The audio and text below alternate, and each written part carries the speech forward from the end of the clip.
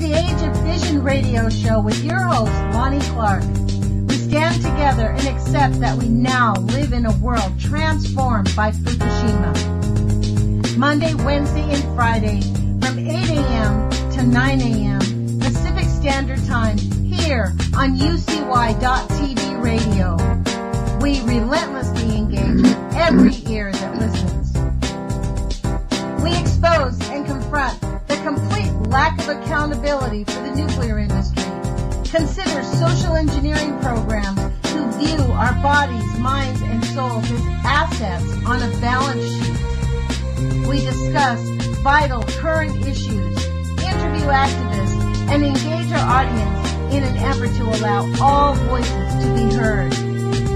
The Age of Vision radio show creates a venue that all will choose. We encourage our listeners to reclaim their power and their courage to take action and save our planet from the ravages of greed and indifference. Our actions matter. Every voice matters. We remind our listeners that happiness is resistance.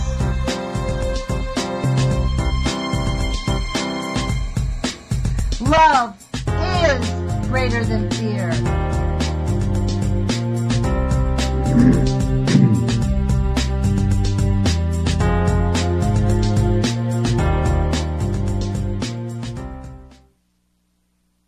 Good morning, UCY.TV radio listeners, as well as listeners elsewhere on the internet. My name is Jerome, and I am the Sane Environmentalist. Today is the 1st of February, 2018, and as I go through time here in my exploration and environmental activism, I run into more and more evidence that we are kind of over the brink, excuse me, if you will. If we were setting out to terraform the planet, we're almost over the brink to where it'll stick, if that makes any sense. My most recent endeavors are involving something they're calling methane clathrate hydrate composition. And what this is it's methane gas that is trapped within ice and water at the polar regions and where it gets really cold. And this methane has 25 times the ability to create a greenhouse effect than even CO2. So it is 25 times worse than CO2. And there's gigatons of it that are all warming up. And as soon as they get to a certain temperature, I encourage you to search for frozen methane deposit. And you'll come up with some pretty pictures of frozen ice crystals, but as soon as they're exposed to warm temperatures in the air, they just expand outward and produce a giant cloud of methane. So, there's it is actually proven to be a problem for deep water drilling as well. I run into phases where the gas they're pumping out of the earth actually turns into this stuff and freezes solid, and so then it blocks the pipeline.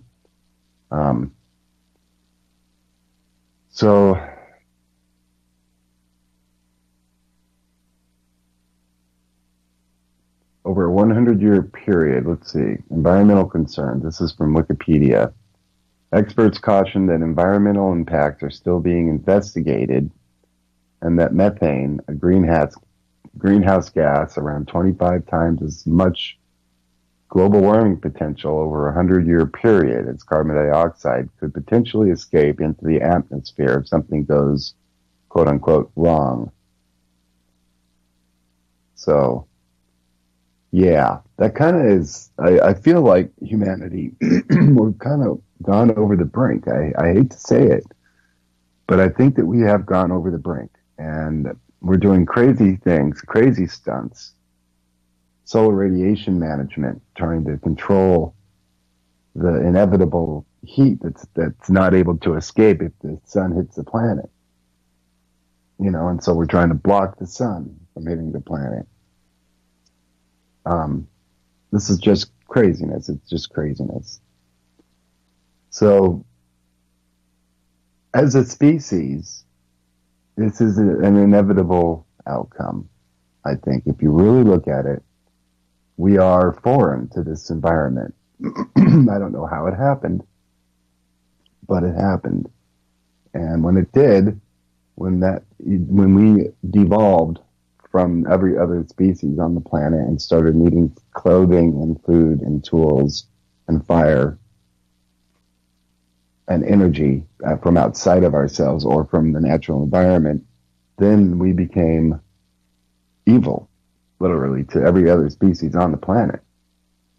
And our impacts are now complete. And in a way, if we were terraforming, that would be how you would do it, So it's terraforming, however, that will take out every other life on the planet, and including ours in the end. So as soon as the ecosystem collapses, we as a species collapse. We don't realize just how sensitive we really are. So today I wanted to bring in Lonnie Clark, my co-host and honored guest. She is a good friend of mine and always helps me to kind of feel better about it all. Talking to Lonnie is always a productive time for me. She challenges me to challenge myself, and I appreciate that. Thank you, Lonnie. And I'm going to add her to this Skype call right now, and let's see how that works. I think it'll work pretty well. Okay. I think it's going to work, at least. There she is. Hello, Lonnie. Good morning, Jerome. How are you? I'm doing good. I'm glad to hear that. Can you hear the radio? I had the radio station on so I could listen to you. Hold on, let me turn it off. Let me find it. No. Okay. There you go. Might be hearing yourself. I don't know if you were, but I was. No, you've got actually really good sound right now with no furnace in the background or anything. Yeah. So, yay. Yeah. Yeah, I was listening to, our government actually has a website called globalchange.gov. It's U.S. Global Change Research Program. They have quite a bit of information on this thing that you're talking about. It's pretty interesting, tracking the methane emissions. They have all kinds of graphs and things like that. So the methane emissions is really a serious, Dane Wigington on his show that I listened to on UCY actually was talking about it, and he really brought it home, what a huge issue this is. This is a pretty serious issue, the methane. I suggest this movie to everybody. It's called the Arctic Death Spiral and the Methane Time Bomb. It's on YouTube. It's a free video, but it's a compilation of scientists. It was done in 2013. It went on YouTube in 2014, I think, and it's a compilation of all these different scientists who've been studying methane, talking about their conclusions, which is pretty much the same, that we're super screwed, right? But it's a great movie. It's a really, in this movie, they talk about how there's 800 gigatons of methane off the coast of Russia, the Russian shelf, in the Arctic Russian shelf, that they say when that escapes, it is going, and it's not a matter of when, it's a matter of if, it's a matter of when, but that will definitely cause a massive environmental disaster. And it's a matter of time because the tundra is melting. The ice that's keeping it trapped is melting. Well, the Earth is coming out of a huge ice age right now. So we're in a warming cycle, and it's going to get warm, and either you adapt or you die. Certain areas will get deserts, other areas will get greener if we leave it alone. Well, that's the point of the whole the conversation. methane could all melt and blow into the atmosphere and turn into CO2. Jerome, I'm going to challenge you on that, though. The way you say it is like that man has this is the thing. The Earth is going through a warming phase, but man has escalated it. The pollution and the things that we've done to the Earth has put us beyond the normal projection of the Earth warming. That's why it's called excessive climate change. That's why people are freaking out, because humans have really caused massive degradation to the environment, so that the methane is escaping, so that the polar ice caps are melting. It's because of human activity. It's not just a natural. I mean, and we haven't even, imagine this, they're not even counting the environmental impact of nuclear weapons, of the nuclear bomb testing, over 2,000 nuclear bombs, and all of these leaking nuclear facilities, and the several meltdowns that we've had, Everything. And think about it, when you add all that together, you can't help but to come to kind of an inevitable conclusion that as a species, we have screwed ourselves royally. And that is the facts. The facts are that as a species, we have screwed ourselves royally. And the damage is done. I think that is another point that needs to be maybe collaborated, is the damage is done. It's not like, okay, well, we better stop now. Okay, stop now. Okay, well, oops. Well, guess what? We should have stopped. Well, what are we going to do? Well, okay, let's spray. We can block the sun. That'll stop the heat. Okay, and so we've been doing this for years and years and years.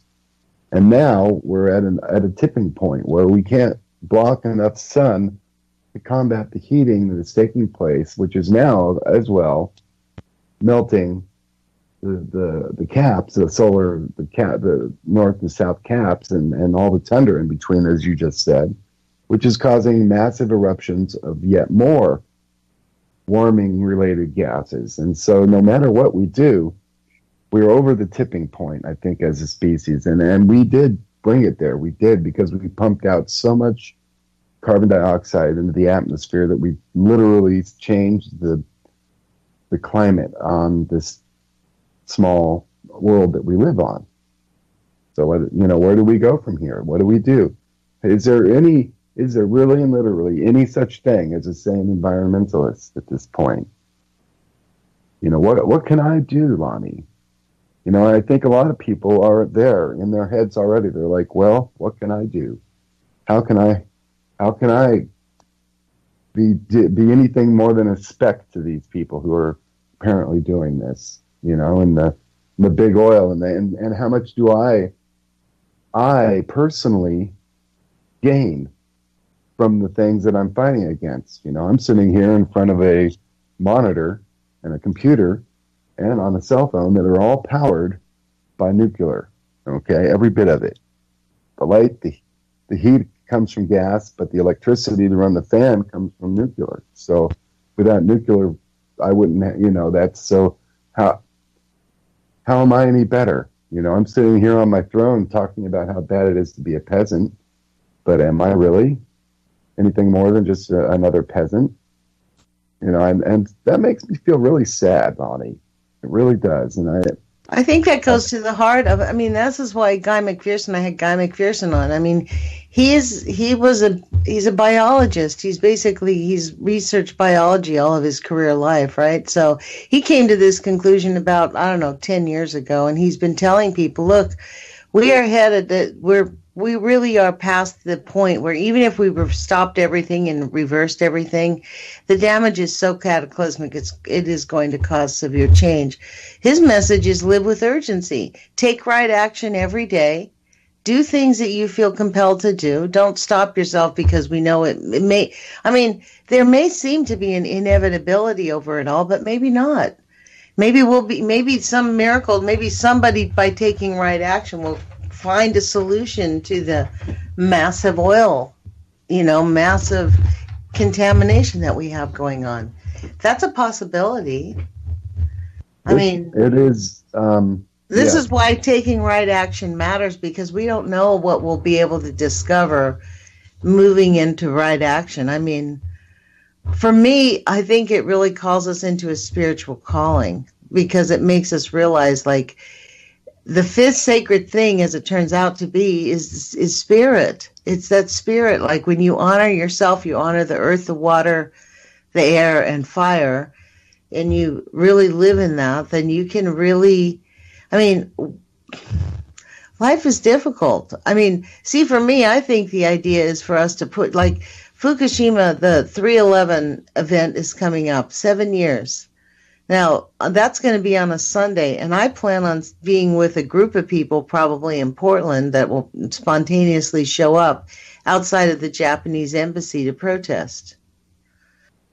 But does protesting matter? Does anything really matter, like, at this point of no return? That's why, like, they're swatting us off like gnats. 1 million people take to the street to talk about the corruption of Traitor Trump, and he has the audacity last night in his speech 2 nights ago to ask the Congress to give him authority to, destroy any agency he wants, to purge people out of any agency he wants.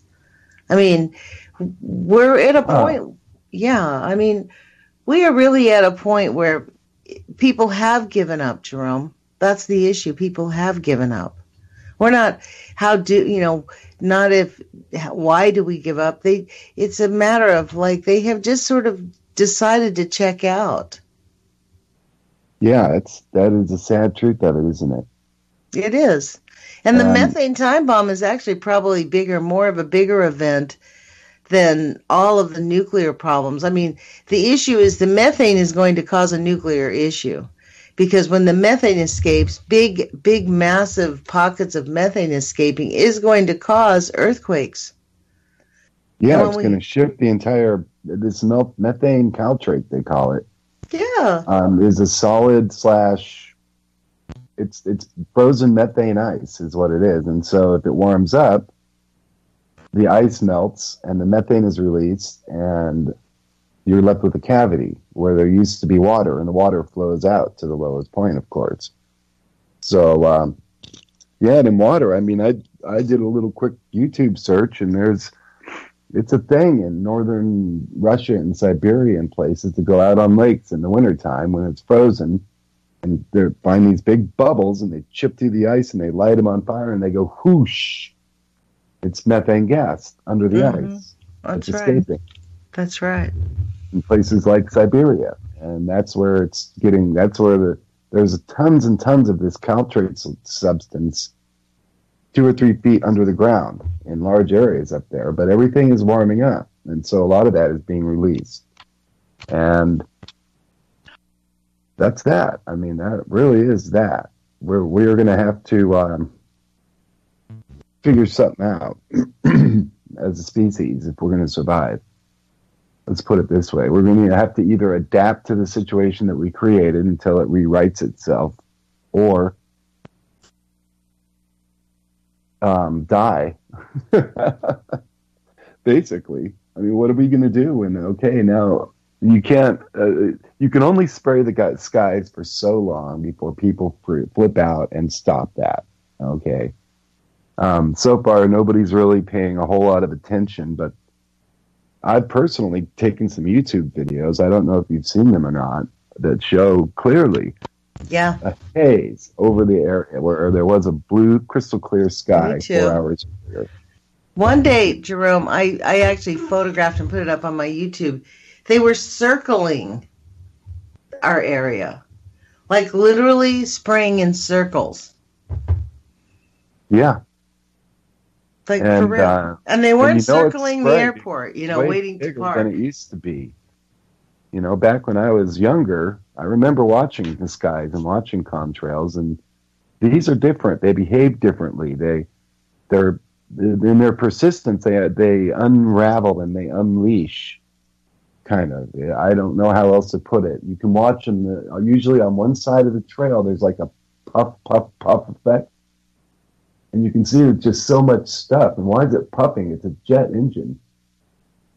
There should be no puff effect whatsoever with the jet engine. So I guess the question is, what are we going to do about it? Yeah. I mean, there are organizations that you can join, but it's just like I think this is the inevitability of all of it. The machine has gotten so big that really we're not stopping them. They're really going to eat off their own arms.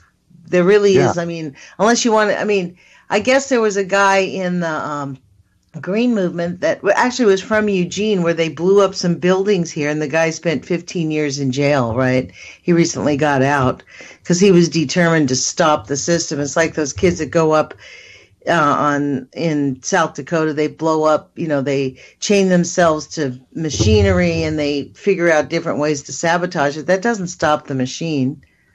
I mean, people are ruled by the people behind the machine. Yeah, oh, bless you. Machine. Thank you. So yeah, I'm trying to get better. I've recently undergone, just so that my viewers understand, my voice is just horrible because I've recently undergone a week and a half to 2 weeks of upper respiratory phlegm and crap. That's about the only. It's not pollen. It's not dust. It's just I'm sure that they sprayed really heavily here a couple of weeks ago, really heavily, like it was almost a haze in the air.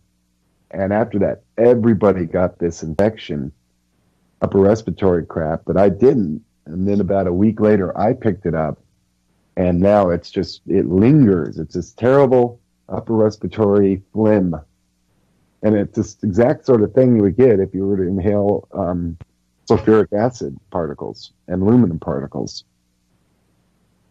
So, well, there's things that you can take, and even as simple, Dr. Circus discussed this also. You can take every morning on an empty stomach, you can take a half a teaspoon of baking soda and water and drink that up, and that'll absorb the toxins in your body. You can do that a couple times a day, but you want to have an empty stomach. Really? Yeah, baking soda. Dr. Circus, in my interview that we did, we were talking about the miracles of baking soda, actually. It really does help absorb toxins out of your body. Huh. So there's simple cures that we can actually take, but this is the actions. We have to actually do these things and take actions. We have to take additional actions to protect ourselves. We're living in this environment where literally we are being assaulted every day. This is not something we can just take for granted. Oh, we wake up and we have a beautiful life. No, because most of our food supply is actually poison too. Unless people you have to make an intentional point of buying food that does not have pesticides or chemicals or GMOs. I mean, a lot of the chemicals that they add is really petroleum byproducts. They're really plastic little pebbles that they add in. A lot of the thickeners and the things that make like candy smooth and the junk foods taste smooth, that's actually little tiny plastic pebbles. Those are particles from the plastics industry. Really? If you research all the chemicals in the food, like just get a box of cereal or like a can of that pre-made icing, right? That stuff that they sell in the jar, right? And you just look through those chemicals that they add in and go take a look at what those things are. That is stuff that ought not to go into the human body. So we have been acclimated. This is the point. See, this is why people do nothing. We have been, I actually got through on the Tom Hartman show about 3 years ago and had this conversation when they were talking about Obamacare, because we can't fix the healthcare problem until we fix the food problem. People in this country would not be as sick and unhealthy if we had healthy food, but we don't. So they've destroyed our food supply from the beginning. I mean, we have to make an effort to buy food that's not toxic, and it's expensive. It's more expensive. So if you live on a limited budget, it means that you limit your diet. It means you limit what you do. So, that is a pretty serious thing. So, well, I work in a restaurant, so I pretty much eat at work. Wow. And I can't even think of what I eat. I just work my ass off. I know that. Well, do they have pre-cooked food that you have to, like, is it all pre-prepared or is it fresh? It's all homemade. all homemade, all fresh. So that's good. You know, homemade's better. The biscuits are really good. Some of the food there is actually really good. Some of it's like, decent. The waffles are really good. They're a corn-based waffle instead of a wheat-based waffle. Yeah, but are they made from real food? Is it like a... Well, it's not all organic and stuff. It's just regular whatever Cisco brings in. Right. So it's GMO food, no doubt. Oh, yeah, absolutely. So that's what I mean. Big farm food. Yeah, and that's the issue, is like that whole idea about not ingesting big farm food, right? And even big farm meat, if you eat meat, you have to make an extra effort. And in some parts of the country, there is just no access to decent stores. No, there isn't. Even if you could pay for it, there's just no access to a decent store. You know, that's the hard part is we live here. And we're all... See, this is one of the big things, and I think that Guy and I were I don't know if we were talking about it on air, but, you know, when the system starts to collapse, the grocery stores, I mean, people really do need to take this seriously about learning how to grow your own food and, you know, not just getting off the grid, but learning how to manage your life. Yeah. And I feel kind of trapped in myself. You know, there's only so much I can personally do. That's why I call myself the Sane Environmentalist, because I try to approach this from a sane perspective, from what can I actually do versus going out on a limb and being a wild, crazy person that doesn't have any real understanding of the situation. You know, and I hate to say. Well, I think, frankly, I think both those people have the same. Guy. I think that both of them have the same possibilities, right? Whether you know what you're doing or whether you don't, you stay sane and rational. The real reality is we are in a need to know basis, and we don't need to know. We're not the decision makers, and the decision makers are not standing up for what's right on any level. We are kind of truth seekers, aren't we? Yeah, we're like warriors and fighters in a battle against untruth. Pretty much. Lies. Pretty much. I mean, that's the issue. And, you know, there's things happening to us that we can't even control, like the chemtrails, right? They're nanoteching us while we breathe. We're not opting to have these weird things come into our body. They're just deciding they're going to do it, right? Right. So, I mean, and that's the idea behind attempting to detox your body and eat right and do things that, you know, help your system stay strong, because we have short lives. I mean, the most we'll probably live is 100 years old. Right? Yeah, and by then you're all stove up and like, Well, I hope I wish not. I was dead. I hope not. Everybody who's 100 I know is like, I wish I was dead. Well, you know, that wishing you were dead, that's the one thing you can control. See, I think that people ought to be able to, like, decide when they want to go. Like, I think that's completely inhumane to use us as medical assets. That's all they do. We're just profit to them at a certain point. And I'm beginning to understand a lot of our government organizations are actually strangely not government organizations. And a lot of the things that, like the International Panel on Climate Change, you know, are the people who are touting chemtrails, for instance. That's right. They're it's the heads of the heads of the heads that are perpetuating this stuff. So I don't know how you're supposed to fight against that. Their will is just unstoppable.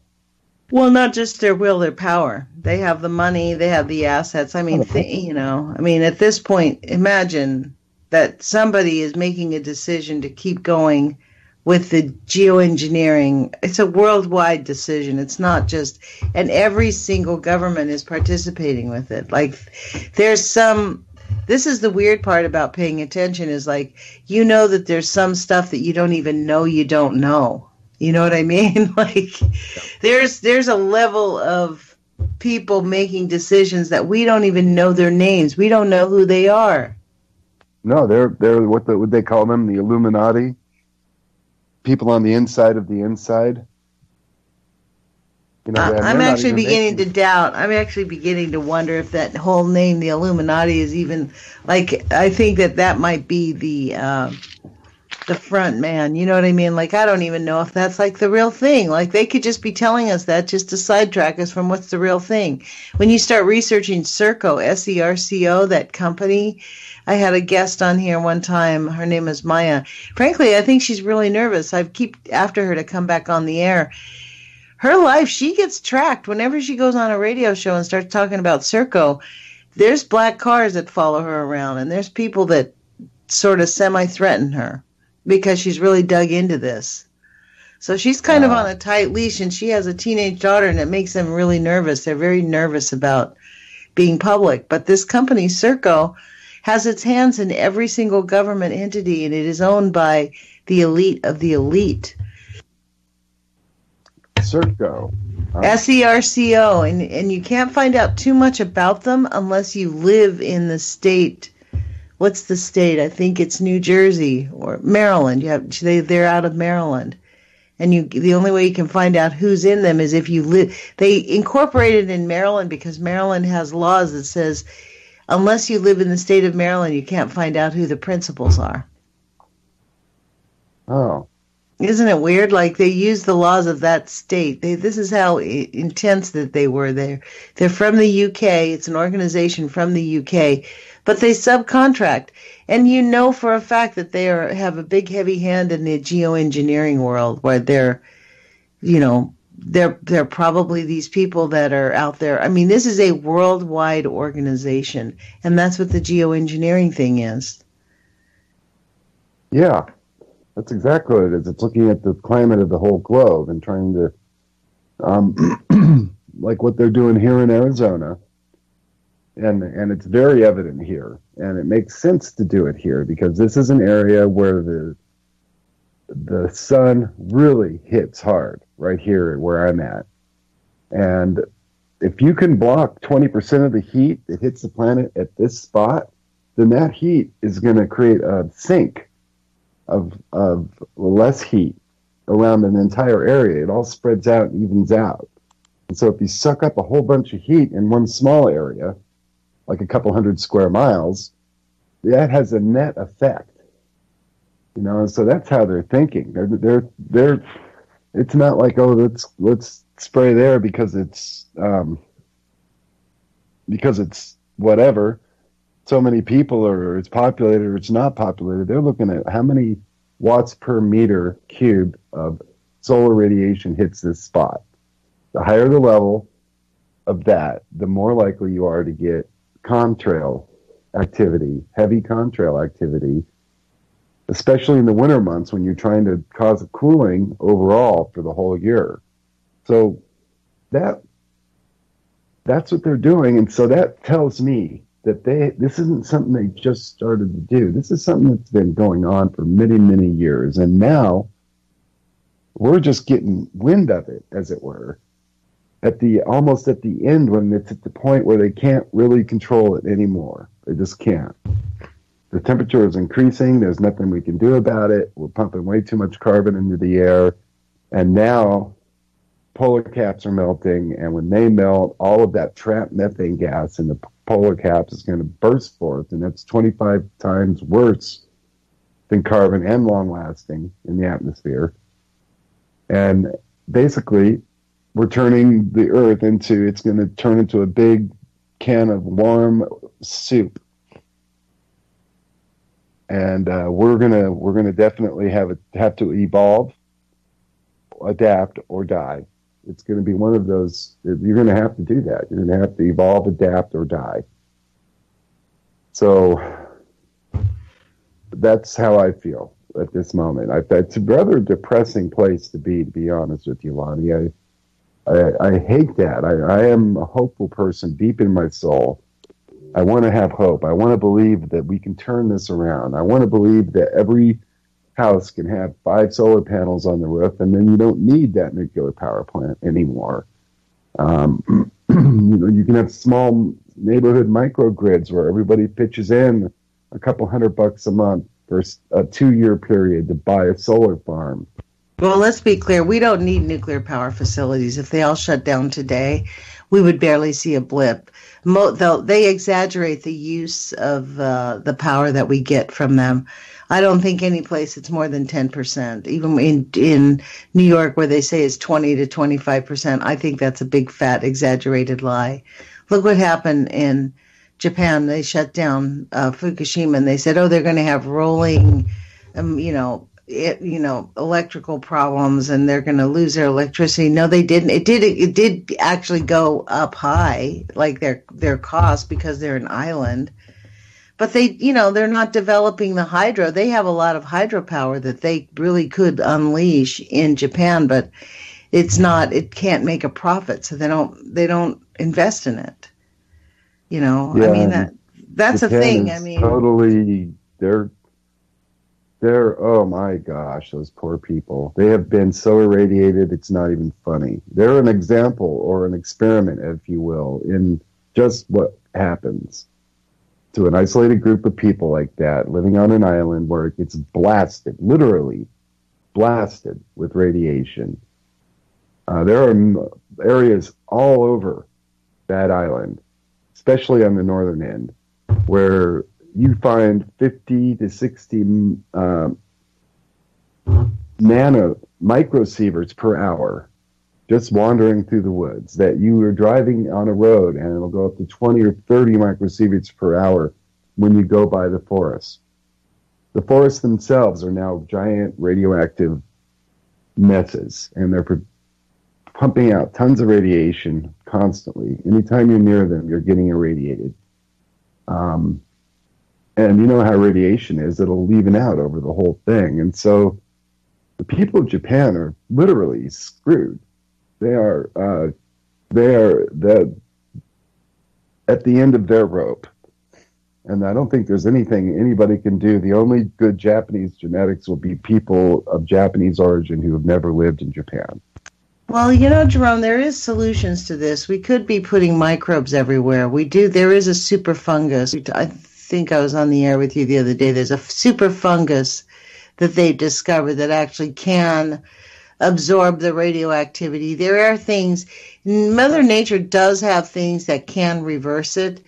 The issue is just like the climate, the geoengineering. It's like these are being run by human beings who have an agenda. This is an intentional.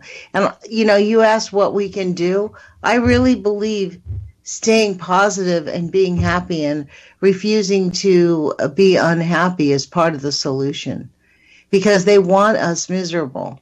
The whole point is to subjugate us, because when humans are miserable, we don't use our sixth sense. We don't come up with innovative ideas. We stay discouraged. That is a very good point. That is a very good point. And so the only way that we come up with, solutions is when we are hopeful and looking forward. And when when I say happiness is resistance, I mean it. And love is greater than fear, because they want us to live in a fear-based state. And it is, if you just look at it, it is paralyzing. But the fact is, when we look at it all, there really is there's no guarantees about tomorrow. Any of us could have some type of an accident or something happen. So life every day, we have to really get down to what is the meaning of life anyways. We've just taken advantage of the fact that we get to live every day. And one of the things that this current, awareness is giving us is that we can't take tomorrow for granted. We can't take 50 years for granted anymore. We really must be actively engaging to pursue the best life that we can have ourselves every single day. Live with urgency. Don't linger at a job. A sense of urgency. I've heard that word a lot over the last month or so. That's one thing that my boss likes to say. He's got a sense of urgency. That's Which right. means he goes like hell. And you get it done. You get the job done. Exactly. Exactly. And that's what we need to do. You have a do it now habit. I used to have this thing that said, I have the do it now habit. You get it done now. You don't procrastinate and put it off for tomorrow. Well, especially if it's important. It's like this radio show. This is not an easy thing for me.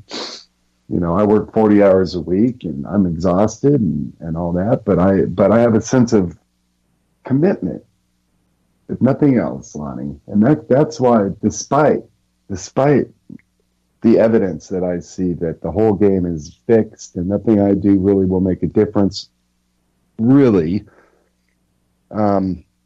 I still have to keep going forward. I still have to keep fighting the battle. Until both my legs and my arms are broken and I can't bite you, I'm going to keep fighting against this. And the only way that I can think of to really fight against it is to educate people about it and to spread the word forward to other people. And you never know, it may be that my words get into somebody else's ears, that get into somebody else's ears that can indeed make a change in a way that I can't. So it's, in a way, activism is paying it forward, taking on the risk that you are going to look like an idiot, and it may backfire indeed, and just being a good human being. Yeah. Well, look, let me read this poem from Lao Tzu really quick. Hold on, I think this is pertinent. It says, "He who feels punctured must once have been a bubble. He who feels unarmed must have carried arms. He who feels belittled must have been consequential. He who feels deprived must have had privilege. Whereas a man with insight knows that to keep under is to endure. What happens to a fish pulled out of a pond, or to an implement of state pulled out of a scabbard? Unseen, they survive." Interesting. So that's really what it's about. It's like we have to just keep going. We don't need to be seen. The thing is, we have to just keep doing what we're doing. That's how we're going to survive, is we're just going to keep doing the right thing. It's taking right action every day. Because we don't have the power to change the big things. We have the power to change our own personal life. And it is, there is a sense of magical thinking. Like, this is the issue with the current set of technologists, is they believe in magical thinking. They think, oh, don't worry about it. If you talk to any nuclear scientist and you start mounting up all the issues they have, they're like, oh, well, we're working on that problem. Humans have always been able to figure things out. No, actually, humans haven't always been able to figure things out. We've had a lot of death and destruction, a lot of really bad things happen on this planet. And look what we've done in just 100 years. I was thinking about this yesterday. Just in the last 100 years, all this destruction has happened. Mm-hmm. Okay. It was before that. We were around for literally centuries, and we did a little damage, but it was local damage, and it went away as soon as we moved out or died off. Mm-hmm. But, some of the buildings in England and stuff that are decaying, stumps of a building with the forest all around, and are a testament to that, So, we are. I don't know. I do know that I'm going to continue to be an activist, though, Lonnie. I'm going to continue to do this. Like my YouTube channel, for instance, I've never monetized a video. I would hope nobody has ever seen an ad on any of my videos.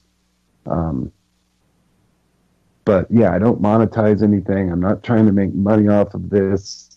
I've had one or two people give me a few bucks on my GoFundMe, and thank you to them. But I do this because I have a sense of commitment and responsibility to continue to do this. And maybe the ability to, like I was saying earlier, touch on a life or another person in a way that causes them to become activated. And when they become activated, their change that they can make is more profound than the change I can make, and certainly more than I could make by myself. Well, I think we're at a point where we have to lift each other up. Yes. Like, that's the thing, is it's really important for us to lift each other up and really allow each other to live the fullest life that we can, and not through condemnation and, holding each other back. I mean, that's part of what's happened is we're living in a period of the bullies, so to speak, where the bullies are in charge, and what they're doing is they're keeping good, healthy people demeaned. They're keeping people from taking action because they feel like nothing they do is going to make a difference because the problems seem so insurmountable. It's right. like it's almost like you just have to take this attitude. It's like the methane time bomb that is happening. We're not going to be able to stop it, but we can live the best lives that we can live and work towards making our environment as healthy as possible. Yes, this is why absolutely. I don't think people should give up, because really, honestly, life is so short, and they're so, the people that and it may not be your own personal family. I know a lot of people struggle because their families are, at least in America, they're super messed up, and the families have just dissolved. Well, just because you're not in contact with your mother, your brother, your sister, or whatever, it doesn't mean you can't build your own real family and be around people that are there for you. You know what I mean? Like, because we do need to rely on each other at this point in the universe. Like, we've never been solitary animals. We're basically like little pack animals, right? We need each other. We cannot live independently and be happy. Can I read to you from the I Ching? Sure. I think this might be Lao Tzu, actually, here. But it is this. Life leads the thoughtful man on a path of many windings. Now the course is checked. Now it runs straight again. Here, winged thoughts may pour forth freely in words. There, the heavy burden of knowledge must be shut away in silence. But when two people are at one in their inmost hearts, they shatter even the strength of iron or of bronze. And when two people understand each other in their inmost hearts, their words are sweet and strong, like the fragrance of orchids. And that kind of summarizes where we're at the moment, I think. Yeah, and that actually speaks to this idea that we can create the solutions when we get in harmony with each other. That's why it's important for us to stay positive and keep looking for solutions and doing what we can to make our lives healthier, like that simple solution that Dr. Circus shared with us. If you're not feeling well, every morning take a half a teaspoon of baking soda in water and see how that works for you. Did you do that? I have done it, but I actually took extra vitamin C to get rid of the chemtrail muck. I bolster my vitamin C intake when the chemtrails get really heavy and I start getting sick. I basically start taking 15 to 20,000 milligrams of vitamin C a day. And you'll know your own. You can take, you got to get the powder, and it's better if you can you can go into most grocery stores and get vitamin C crystals, 1,000 milligrams per quarter teaspoon. But if you can get a buffered one that's buffered, it's easier on your stomach. But the non-buffered won't hurt your stomach if you dilute it, 4,000 milligrams in a quart of water and drink it that way. I know. To be honest, what I do is I put 4,000 milligrams in about a cup of water. I stir it up and drink it down, and then I drink within the next 3 or 4 hours several quarts of water. And you do that consistently. Quarts of water you drink. I'm supposed to be drinking 4 quarts of water a day. That's what they want me to drink, at least 4 quarts of water a day. To me, it's a huge amount of water. That's a huge amount of water. It's because I allowed my body to get dehydrated. So that's the answer. I have to overdrink the water. I have to get into a normal stasis of water absorption. So that's on me, a bit of my medical journey that I'm going on right now. So does coffee count? As water? No, if you drink coffee, you have to drink 2 extra cups of water. Aww. Yeah, that's that story. I drink a couple gallons of coffee a day. Yeah, coffee's a dehydrator. That's Feel probably liquid, why. Yeah. So that's, because that feels great.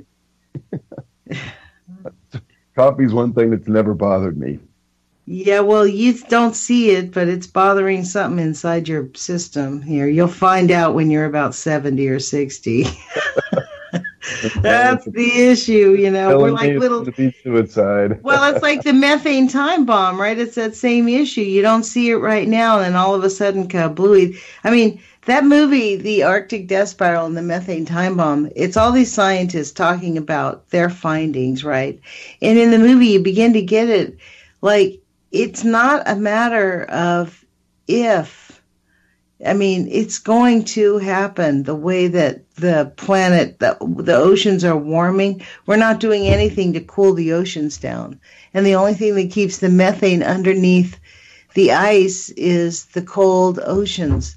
And having it warm up by 3 degrees, which I think we're already at 3 degrees, the ocean's too big to reverse right away. So there's not enough time to reverse it right away. So it creates this positive feedback loop where it's going to get warmer and then it's going to escape.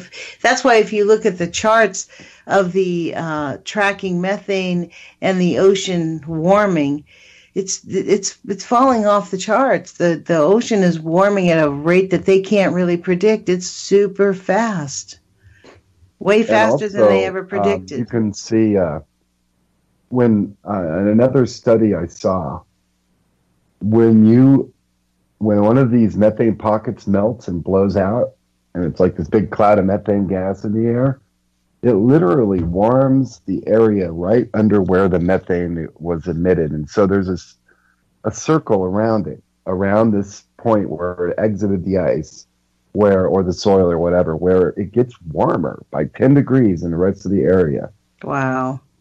Literally.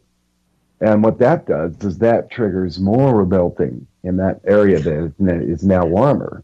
That's what's called the positive feedback loop. There you go. And so basically it's creating its own, it's an inevitability. It is an inevitability. And it may have happened anyway. It is possible that it may have happened anyway, but probably not in this way and not at this time. Well, not as fast. See, this is the thing. It's not as fast.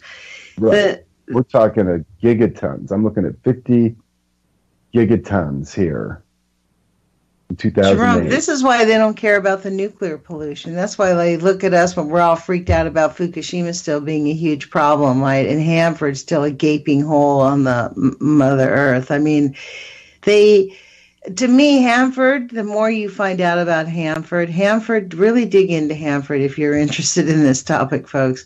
Fukushima is super bad, but the more you dig into Hanford and Fukushima, this is what makes St. Louis and Niagara Falls so outrageously such an offense, because it's as if they intentionally put the most toxic contaminant in every corner of the United States. Intentionally. There's no way that the people handling this material did not know what they were doing. They knew exactly what they were doing. And the sad part is our government, because it was our government, it was our military, they don't want to admit that they messed up. Or maybe that was part of their plan, or, it's like they're just megalomaniacs, just intent on murder, death, kill, I guess. We're living with the Ted Bundy. It's all about money. It's all about money. Money. That's what it's all about. It's all about money, girl, and power. He who has the power has the money. You'll pay whatever you have to. So, and the whole, keep in mind that a lot of the people. Jerome, I can't hear you.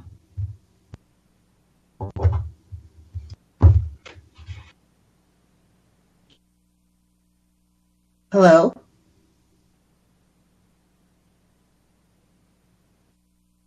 Hello? There you go. You're back, Jerome. Wow, that was weird. My phone started ringing and stuff, and off the hook. Off the hook. Well, that's odd. Yeah. Yeah, we did not hear you for like the last 30 seconds. Oh, that's good. It's okay because it would have been weird, like my phone ringing and stuff, and I didn't know how to not ring it, make it not ring. Don't ring right now. So yeah, basically, a lot of the people, I was saying that there's a YouTube video that I have, and it talks about this lady. It's an interview of this lady that worked at Rocky Flats. Okay, she made the triggers, and she didn't know what the hell was going on. She didn't know what she was dealing with. She didn't know how dangerous it was. Most of the people don't know what's going on. They compartmentalize everybody enough in these dangerous government missions to where one hand doesn't know what the other one's doing, and so nobody has a complete, full picture of what's going on. You know, it's up to people like us, Lonnie, to pull all the parts and pieces together and create a complete picture that other people can look at for what's really going on. So, you know, it could be that we, as a commercial airliner, now we have a special third section in the middle tank where we have this. I'm going to call that out because you know what the only thing is about that is these are adults. They know what they're doing. You know, Donna Gilmore says, well, these are good people. They just don't have the right information. Yeah, I agree with you there. I think that they are adults and they could find out. They could they've heard enough people saying, hey, nuclear is bad, that they could actually do their own homework. It's like, what's that guy that she was talking about that's at the NRC where this guy, basically he's like, well, we can't do this because of regulations. She's like, well, who made the regulations? I did. Really? Like they know exactly what they're doing. You know, they're doing it intentionally. But the people at the top, Mm-hmm. people at the top know. You know, but I think that most of the worker bees are kind of ignorant to it. Look, people need to pay attention to their own. If they paid attention to what they're ingesting in their bodies, one road leads to another. All you have to do is pay attention to the water you drink and the food you eat. And one road will lead to the other. It's not that hard to find out the information and to care about your life. It's a lot. This is the sad part, is like, we're not giving up. You and I facing this is not us giving up. We are living fully. We are embracing our real reality. We're not living in la-la land of chemicals and pesticides. Yeah. And for me, I think it's important for us to embrace our life and to be determined to enjoy it. Find the joy of what's going out there. And when you come across stuff that makes you mad, get engaged in making an effort to correct it. Find your passion in the things that will heal our planet, because there's enough of us out here that we actually could, if one by one we took on one thing. Yeah, that's true. Well, no, you've got that's a valid point. You know, we have 30 seconds left, just about. I don't know if you're watching. So, okay, guys. So that was Lonnie and myself. We're talking about the inevitability of things, and if we can change, we need to. We need to never give up hope. So my name is Jerome, and I am the Sane Environmentalist. My co-host Lonnie Clark does this show the other 2 days a week, and we don't know what's happening. Monday and Tuesday. That's when I'm on, Monday and Tuesday. Right. And I want to thank KEPW for carrying our shows also. That's kepw.org. It's an FM radio station here in Eugene, Oregon. That's excellent. We're on the radio. Whoa. Bye, Jerome. Thanks for talking. Bye.